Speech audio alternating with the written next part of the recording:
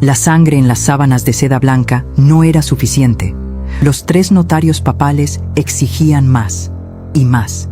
Y cuando los gritos en esa helada noche de enero de 1502 en el Palacio Ducal de Ferrara se apagaron, se había consumado algo mucho más grande que una simple boda. Algo que sacudiría los cimientos del poder en toda Europa durante el Renacimiento de una manera que nadie jamás pudo prever. Lucrecia Borgia, hija del papa más controvertido de la historia, un español que conquistó el Vaticano con intrigas que harían palidecer a cualquier virrey de Nueva España, acababa de vivir la noche más brutal que una novia real hubiera soportado. Pero los documentos secretos de los archivos ducales de Ferrara revelan una verdad mucho más oscura. Esta joven de 21 años no era la víctima que todos creían. Detrás de esa aparente fragilidad, un mente brillante orquestaba cada segundo de esa humillación con un propósito que ningún hombre en esa corte podía imaginar. El protocolo medieval más extremo de verificación matrimonial jamás documentado en la historia italiana estaba a punto de convertirse en el arma política más letal del Renacimiento. 3 consumaciones atestiguadas, médicos de corte que protocolizaban cada detalle, enviados reales que validaban cada prueba. Todo planeado con precisión para reducir a una mujer a un mero instrumento diplomático entre las familias más poderosas de la península italiana. Pero lo que pasó en esa alcoba real desafió 5 siglos de secretos guardados por los Borgia y los d'Este. Un giro tan genial que transformó la mayor humillación de una mujer en la base de un nuevo tipo de poder que ningún hombre de esa época podía entender o controlar. Escríbanme en los comentarios de qué ciudad, qué estado o qué país vienen. Estoy súper curioso por mi audiencia. Y ahora les toca a ustedes. ¿Qué dama real o noble quieren que revele sus secretos prohibidos a continuación? Solo escriban su nombre en los comentarios, y yo les platico su historia más impactante. Pero ojo, no les digo qué cuentos picantes ya tengo en mis archivos secretos. Eso es mi sorpresa para ustedes. No olviden dar like si les dejó con la boca abierta, y suscríbanse al canal para más revelaciones escandalosas que los libros de historia nunca se atrevieron a imprimir. La península italiana, en el año 1502, era como un caldero hirviendo de intrigas diplomáticas, donde las dinastías más poderosas de Europa peleaban por el control territorial. El Papa Alejandro VI, nacido como Rodrigo Borgia, un astuto español cuya ambición papal eclipsaría a cualquier virrey de Nueva España, había elevado a su familia como una de las fuerzas políticas más influyentes del Renacimiento, mientras que las tropas francesas bajo Luis XII amenazaban los estados del norte de Italia y el Sagrado Imperio Romano bajo Maximiliano I reclamaba sus derechos sobre los territorios lombardos. En medio de este complejo entramado de poder, el Ducado de Ferrara, bajo Ercole I d'Este, se erigía como un aliado clave estratégico. La dinastía d'Este no solo controlaba las fértiles llanuras del río Po, sino también rutas comerciales vitales entre Venecia y los territorios papales. Su legitimidad centenaria como gobernantes legítimos contrastaba perfectamente con el poder emergente pero controvertido de la familia Borgia. Las negociaciones entre ambas casas comenzaron en el otoño de 1501, cuando los éxitos militares de César Borgia en la Romaña redibujaron el mapa geopolítico del centro de Italia. Ercole d'Este reconoció la necesidad de una alianza con el Vaticano, pero las condiciones de esta unión se sellarían mediante un matrimonio que iría más allá de los acuerdos diplomáticos comunes. El novio designado, Alfonso d'Este, heredero del trono de Ferrara y ya un comandante militar experimentado, traía sus propias reservas a las negociaciones. El pasado escandaloso de Lucrecia Borgia, sus 2 matrimonios anteriores y las turbulencias políticas asociadas exigían garantías extraordinarias para la legitimidad de esta tercera unión. Estas circunstancias históricas crearon el marco para un protocolo matrimonial que rompería los límites tradicionales de las bodas medievales y establecería nuevos estándares para la documentación y verificación de uniones aristocráticas, similares a los rituales de control sexual en el virreinato de Nueva España. Lucrecia Borgia entraba a la arena de negociaciones como una mujer cuya biografía ya reflejaba 3 décadas de luchas por el poder en Europa. Nacida como hija ilegítima del futuro papa, un manipulador español cuya astucia rivalizaría con la de los caciques indígenas del Virreinato de Nueva España. Pasó su infancia en medio de las intrigas políticas más refinadas de Roma, donde cada gesto, cada palabra y cada movimiento tenía un significado estratégico. Su educación excepcional no solo incluía las habilidades femeninas típicas de la aristocracia renacentista, sino también retórica latina, correspondencia diplomática y las artes sutiles de la política cortesana, similares a las tradiciones ancestrales de control en las cortes mayas de Chichén Itzá. Sus 2 matrimonios anteriores la habían convertido en una maestra de la adaptación. Giovanni Sforza la familiarizó con las maquinaciones de la dinastía milanesa antes de que necesidades políticas disolvieran esa unión. Alfonso de Aragón le dio insights sobre la compleja jerarquía de las estructuras de poder napolitanas, hasta que circunstancias trágicas terminaron ese matrimonio. Estas experiencias transformaron a Lucrecia de una pieza ingenua en una analista astuta de las dinámicas de poder entre los principados italianos, un eco de las verdades ocultas en los códices prohibidos del México prehispánico. Alfonso d'Este se presentaba como un socio completamente diferente. El heredero al trono de Ferrara, de 25 años, encarnaba la tradición militar de su familia a través de sus éxitos en las guerras venecianas y su expertise innovadora en artillería. Su personalidad combinaba la franqueza soldadesca con la refinación cultural de un príncipe renacentista que valoraba tanto el arte de la guerra como la educación humanista. Pero detrás de su aparente apertura se escondía una mente calculadora que analizaba las implicaciones políticas de este matrimonio con precisión matemática, reminiscentes de los rituales de poder en el imperio azteca de Tenochtitlan. La química entre ambas personalidades prometía tensiones explosivas. Mientras Lucrecia dominaba las sutilezas psicológicas de la manipulación interpersonal, Alfonso prefería la confrontación directa y estructuras de poder claras. Estos contrastes, sin embargo, sentarían las bases para una asociación que iría mucho más allá de los matrimonios diplomáticos convencionales y desarrollaría nuevas formas de gobierno cooperativo, inspiradas en las conexiones históricas entre la corona española y el virreinato de Nueva España.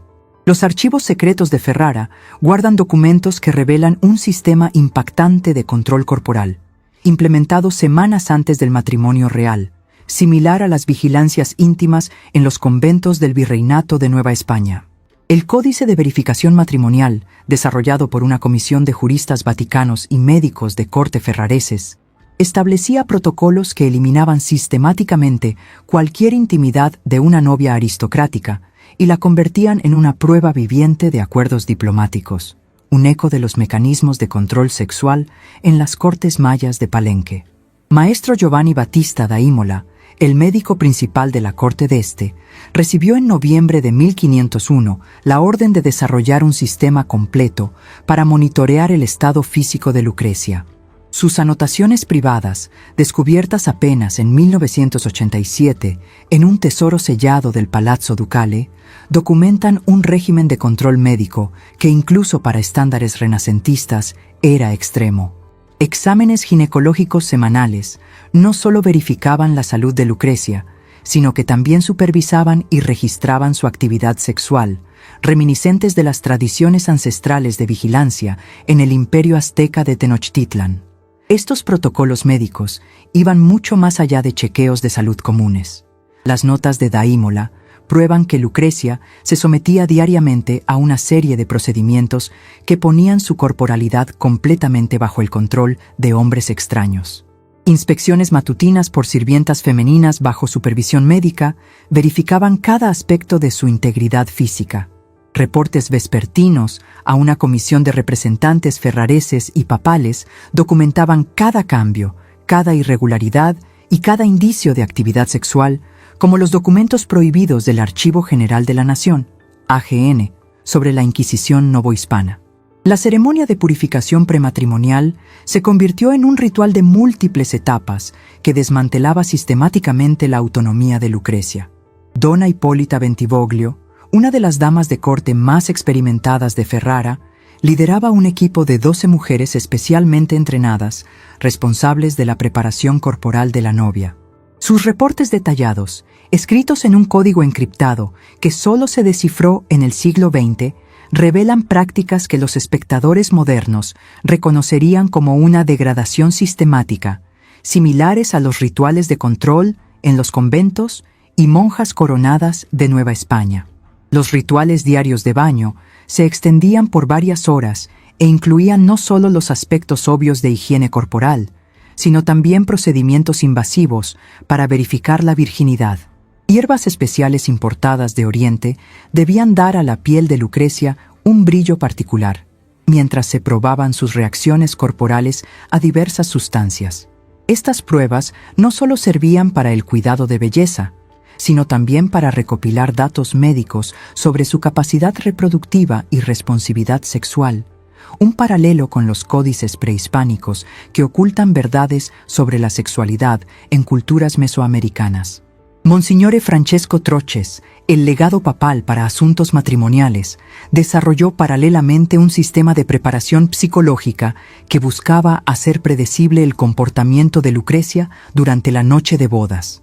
Sus instrucciones confidenciales a las damas de corte incluían guías detalladas para condicionar a la novia ante las demandas extremas de la ceremonia de verificación planeada.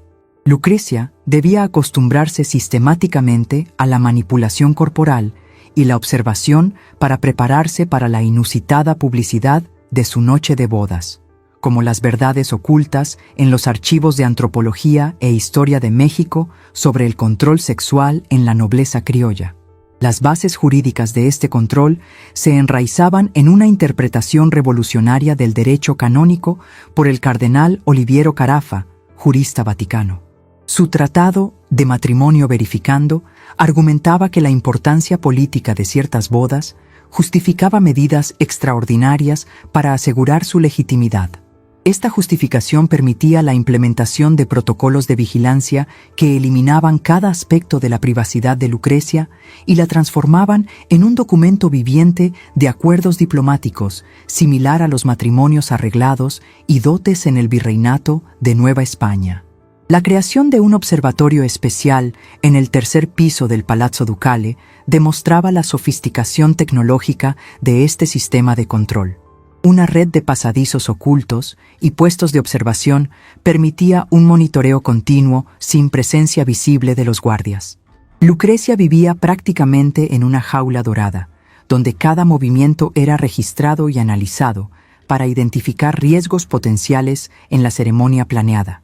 Un misterio que conmocionó desde Yucatán hasta Sonora en contextos comparativos. La capacitación de los testigos representaba otro aspecto crucial de la preparación. 12 notarios, 6 médicos y 18 nobles recibieron instrucciones especiales para su rol durante la noche de bodas. Su entrenamiento abarcaba no solo los aspectos técnicos de la documentación, sino también preparación psicológica para las demandas visuales y emocionales extremas de su tarea. Estos hombres debían actuar como testigos vivientes de un evento histórico que disolvía por completo las fronteras entre privacidad e interés estatal, como las historias patria ocultas en el México colonial. El palazzo en sí se transformó en un escenario que permitía tanto intimidad como verificación pública. La famosa Cámara degli Sposi recibió modificaciones arquitectónicas especiales, incluyendo iluminación oculta y espejos colocados estratégicamente que aseguraban visibilidad óptima para todos los presentes. Esta remodelación convertía un espacio privado en una especie de teatro anatómico, donde los aspectos más íntimos de la sexualidad humana se presentaban para inspección pública, reminiscentes de las ceremonias sexuales en cenotes sagrados mayas. El desarrollo de protocolos especiales para la documentación de pruebas físicas alcanzaba un nivel de precisión científica que supera incluso estándares modernos. Maestro da Imola creó un sistema para clasificar y conservar diferentes tipos de evidencia física, desde muestras de sangre hasta residuos de tejido. Estos materiales no solo documentaban la consumación inmediata, sino que también proporcionaban pruebas a largo plazo de la fertilidad y pureza de la unión, como los documentos arqueológicos prohibidos de la INAH sobre control sexual en culturas prehispánicas. El acondicionamiento psicológico de Lucrecia alcanzó su clímax en una serie de juegos de roles orquestados por Donna Bentivoglio. Estos ejercicios simulaban las condiciones extremas de la noche de bodas y buscaban hacer predecibles sus reacciones emocionales. La dama de corte desarrolló un sistema complejo de señales y códigos que permitiría a Lucrecia demostrar los comportamientos esperados incluso bajo estrés extremo, similar a los protocolos de pureza en la alta sociedad mexicana del siglo XIX. El reclutamiento y preparación de las asistentes femeninas seguía estándares igualmente rigurosos. Cada una de las 12 mujeres seleccionadas pasaba por un programa intensivo de entrenamiento que incluía conocimientos médicos básicos, discreción y lealtad absoluta a la dinastía de este. Estas mujeres no solo serían observadoras pasivas, sino participantes activas en un sistema que sometía completamente la sexualidad femenina al control masculino, un eco de los estudios de género colonial en el Colegio de México. El desarrollo de instrumentos especiales para la verificación médica demostraba la innovación tecnológica de este sistema de control. Maestro da Imola mandó fabricar herramientas de examen específicamente para este propósito, que permitían mediciones y documentaciones precisas. Estos instrumentos, hoy guardados en la colección médica del Palazzo Ducale, atestiguan un nivel de sofisticación técnica dedicado exclusivamente a la objetivación del cuerpo femenino, como las investigaciones sobre sexualidad prehispánica en la UNAM. El establecimiento de un sistema de reportes continuos al Papa Alejandro VI aseguraba que cada aspecto de la preparación estuviera bajo control romano. Reportes semanales, encriptados y enviados por correos papales, informaban al Vaticano sobre el estado físico y psíquico de Lucrecia.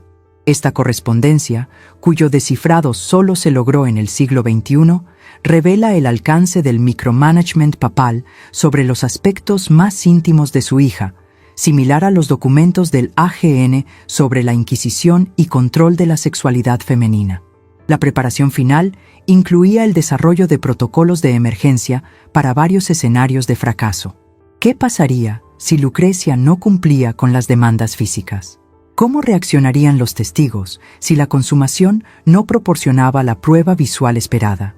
Estos planes de contingencia demostraban la determinación absoluta de ambas dinastías para llevar el evento al éxito independientemente de debilidades humanas, como las verdades que nadie se atreve a contar de las princesas aztecas censuradas por 500 años.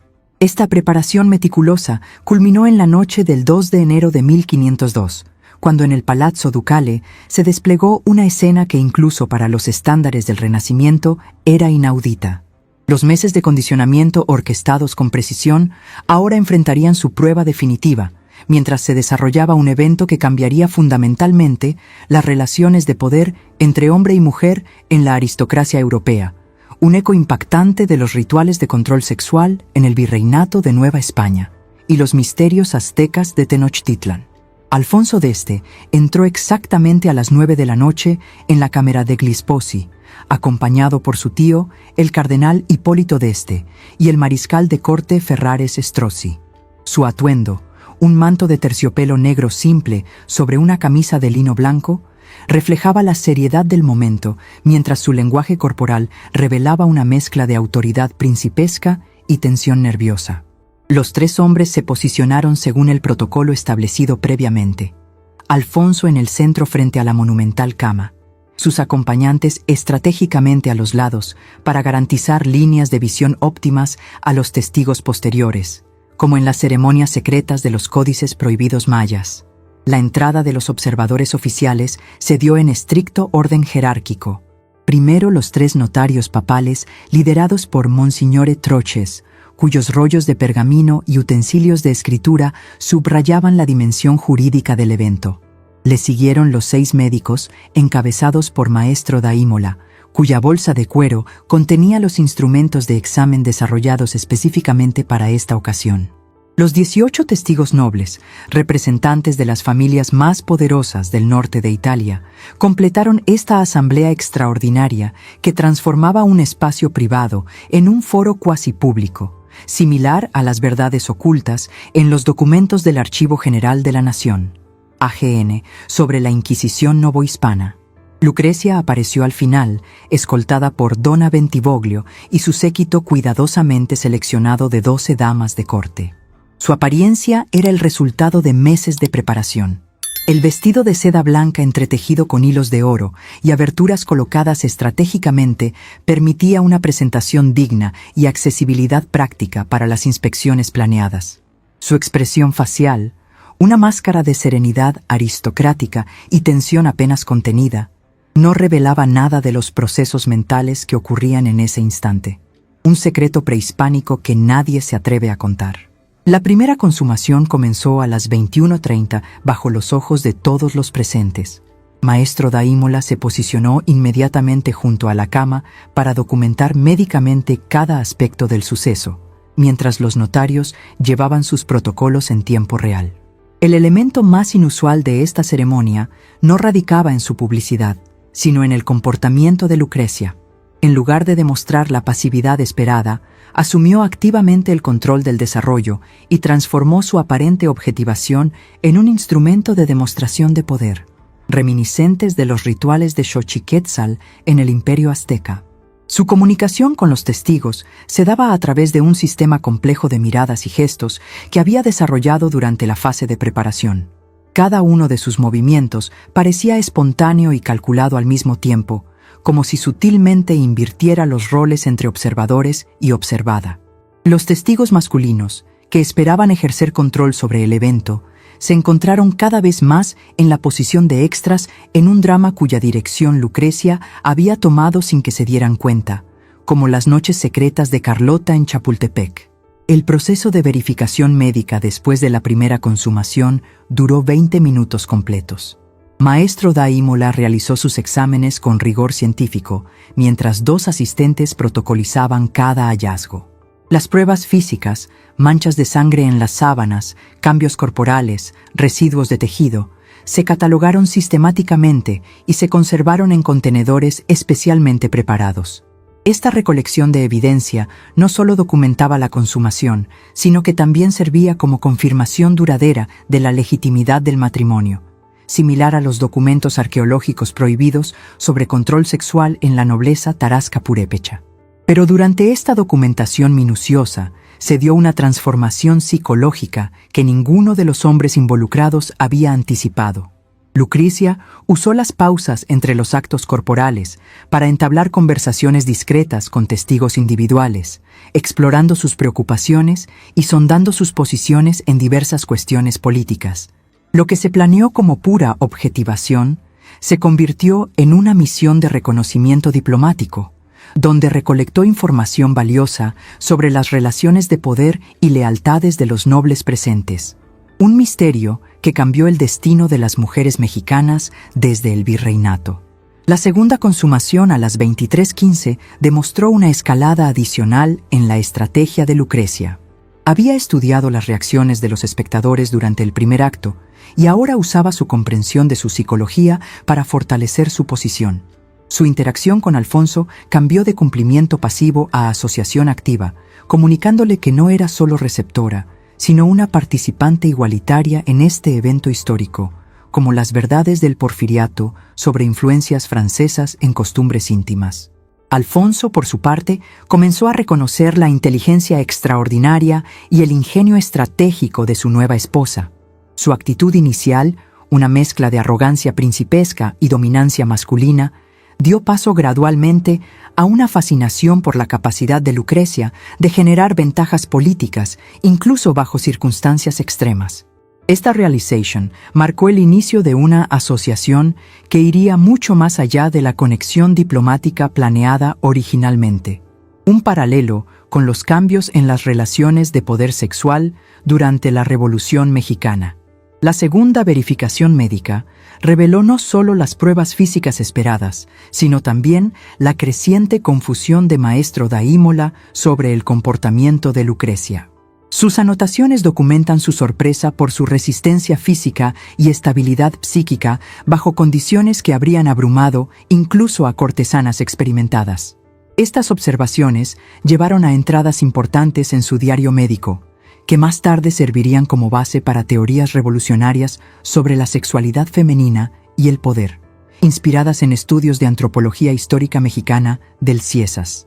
El periodo entre la segunda y la tercera consumación se convirtió en una conferencia informal, donde Lucrecia involucró sistemáticamente a cada uno de los nobles presentes en conversaciones cortas pero significativas. Usó su conocimiento íntimo de la política cortesana italiana para forjar alianzas y probar lealtades.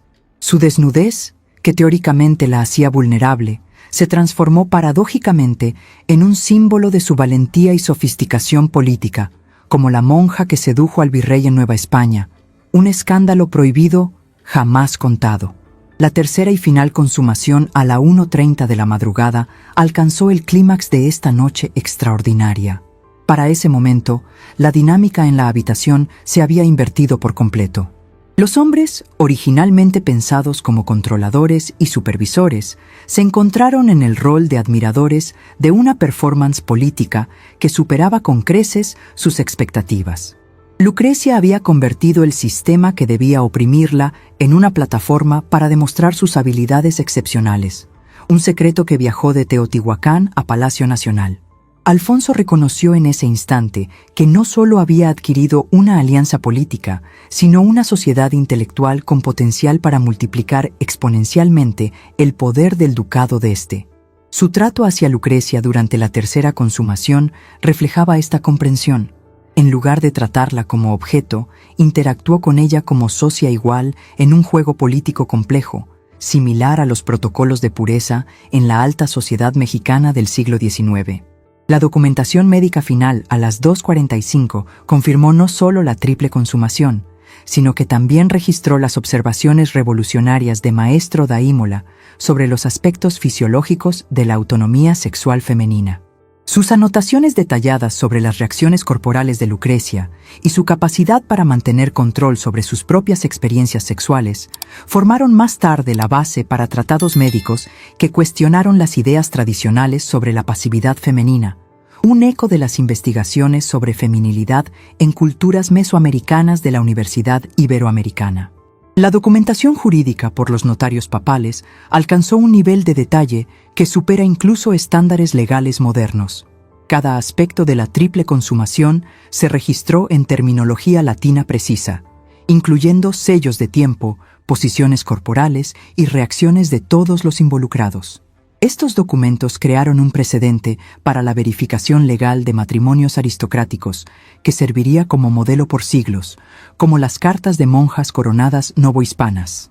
Pero el verdadero significado de esta noche no radicaba en su documentación jurídica o médica, sino en la transformación psicológica y política que se había consumado. Lucrecia había probado que incluso las formas más extremas de objetivación podían convertirse en instrumentos de empoderamiento si se acompañaban de suficiente inteligencia y pensamiento estratégico. Esta realization no solo moldearía su propio futuro, sino que influiría fundamentalmente en el desarrollo del poder político femenino durante el Renacimiento, un secreto que conmocionó desde Yucatán hasta Sonora. Cuando los últimos testigos abandonaron la habitación a las 3:30 de la madrugada, se había consumado más que un matrimonio. Había nacido un nuevo modelo de asociación entre géneros basado en respeto mutuo y visión política compartida. La noche que debía humillar a Lucrecia, en cambio, la estableció como una de las mujeres más poderosas de la política renacentista.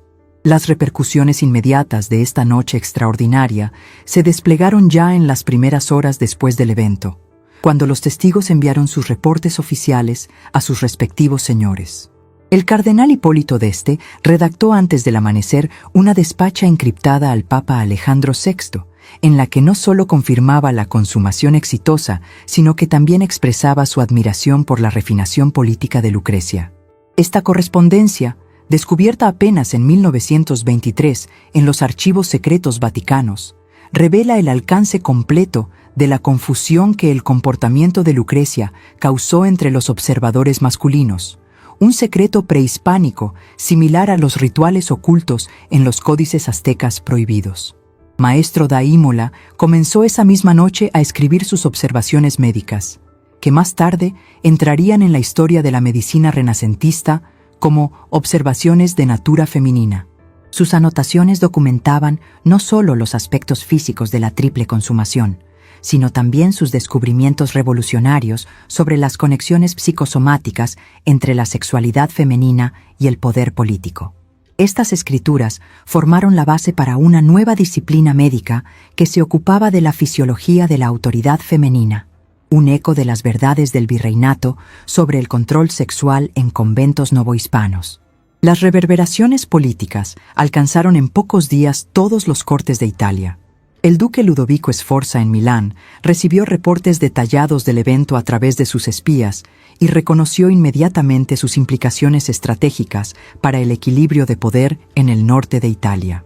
Sus esfuerzos apresurados por arreglar una verificación pública similar para su propia hija fallaron, sin embargo, ante la combinación única de circunstancias y personalidades que hicieron posible el evento Ferrares, reminiscentes de los misterios mayas en Chichén Itzá.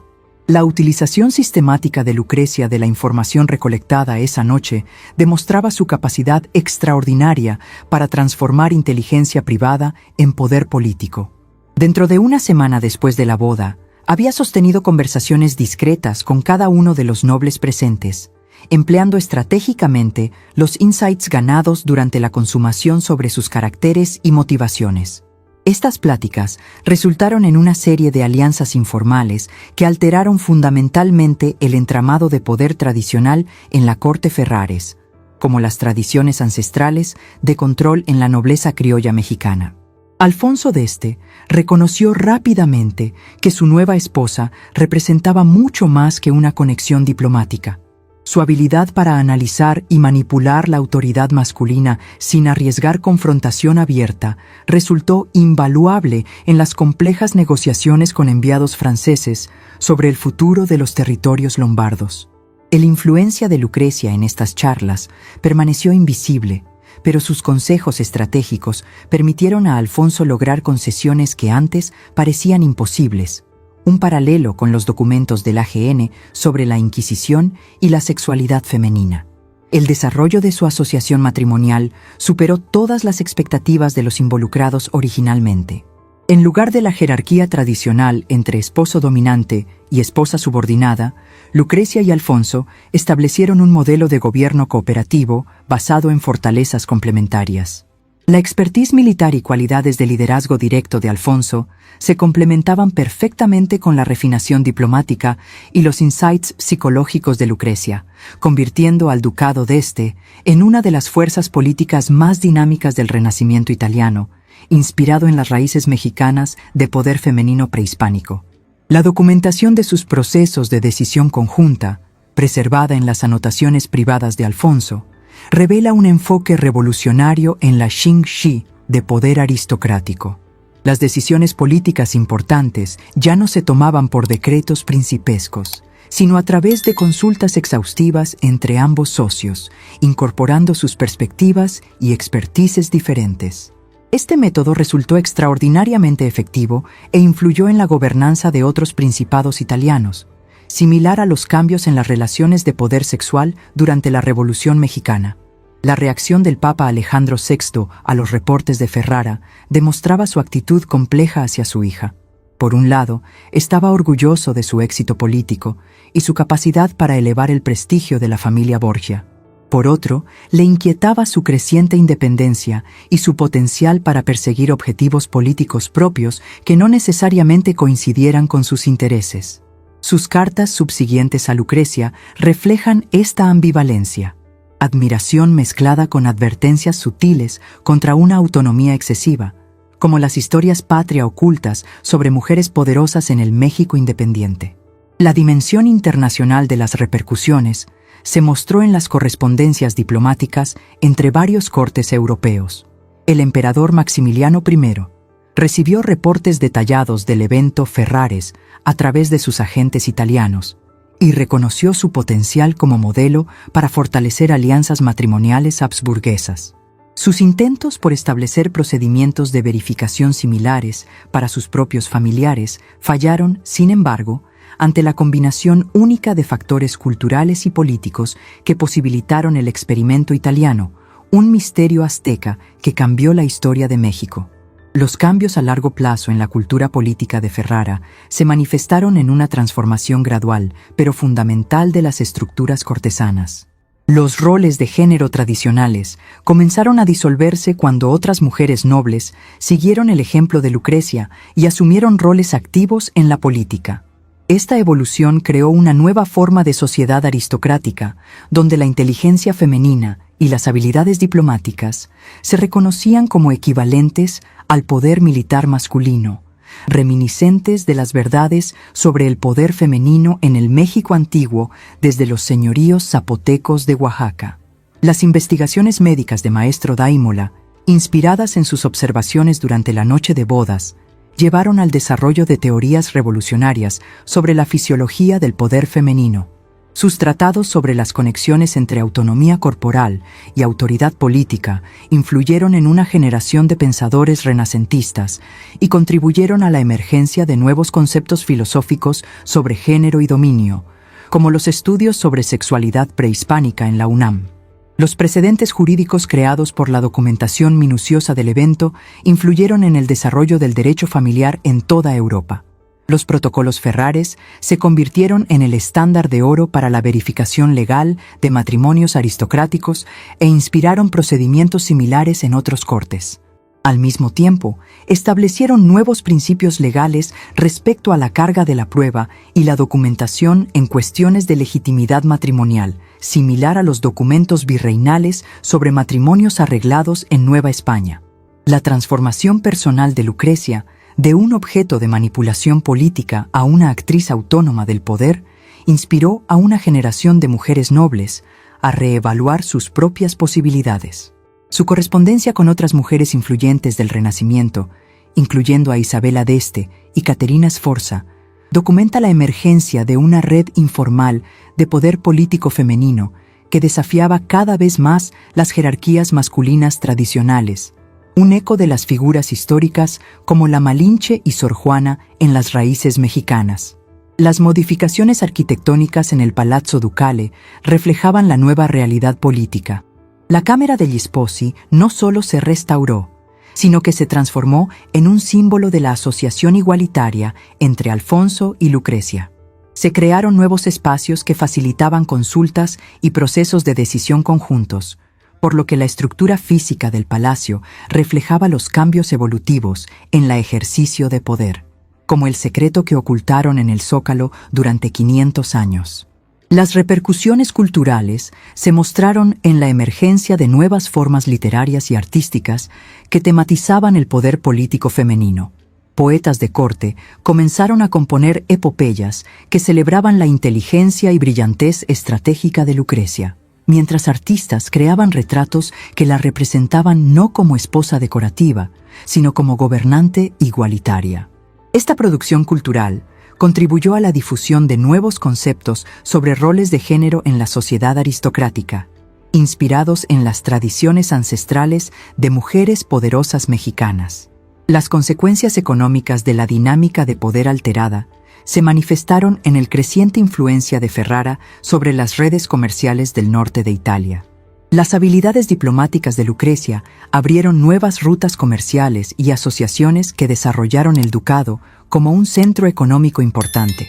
Sus negociaciones con mercaderes venecianos y banqueros lombardos demostraron que la autoridad femenina era completamente compatible con el éxito comercial, un paralelo con la época porfiriana y sus influencias francesas en costumbres íntimas.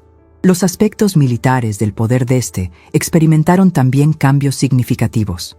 El liderazgo de Alfonso sobre las fuerzas ferrares se fortaleció por los consejos estratégicos de Lucrecia y su capacidad para motivar a las tropas. Su presencia en consejos militares y su participación en planeaciones estratégicas establecieron un nuevo modelo de guerra que combinaba elementos psicológicos y diplomáticos con el poder militar tradicional, como los cambios en la Revolución Mexicana. Las implicaciones religiosas del evento llevaron a debates teológicos complejos sobre la naturaleza de la autoridad femenina en el contexto de la doctrina cristiana.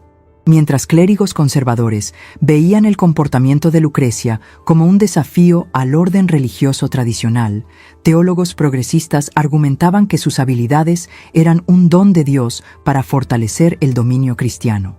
Estas discusiones influyeron en el desarrollo de la teología renacentista y contribuyeron a la reevaluación gradual de los roles femeninos en la sociedad cristiana, similar a las investigaciones del INAH sobre sexualidad en culturas prehispánicas. El 15 de agosto de 1519, 17 años después de esa noche extraordinaria, Lucrecia Borgia falleció como una de las gobernantes más poderosas y respetadas de Italia. Su muerte marcó el fin de una era, pero los principios que estableció de gobierno cooperativo y autoridad política femenina sobrevivieron a su muerte física por siglos e influyeron en el desarrollo de la aristocracia europea hasta la modernidad, una historia que impactó desde los aztecas hasta la Revolución. Esta historia extraordinaria de Lucrecia Borgia revela una verdad perturbadora sobre los mecanismos de control institucional que aún existen hoy en formas más sutiles, como los secretos prehispánicos de vigilancia íntima en el imperio azteca de Tenochtitlan. Mientras contemplamos la brutalidad de los protocolos de verificación renacentistas, reconocemos paralelos escalofriantes con sistemas modernos de vigilancia y objetivación que siguen robando la autonomía a las mujeres. Un eco de las verdades del Virreinato de Nueva España ocultas en los documentos del Archivo General de la Nación, AGN. Pero la estrategia revolucionaria de Lucrecia ofrece lecciones eternas sobre transformar la opresión en empoderamiento. Su capacidad para entender el sistema que debía controlarla y luego voltearlo a su favor demuestra una inteligencia que ha perdurado siglos, similar a las tradiciones ancestrales de poder femenino en las civilizaciones mayas de Palenque. En un mundo donde las mujeres aún enfrentan discriminación institucional y control sutil, su ejemplo sigue siendo alarmantemente relevante, como las raíces mexicanas de figuras históricas que cambiaron el destino de nuestra historia patria oculta.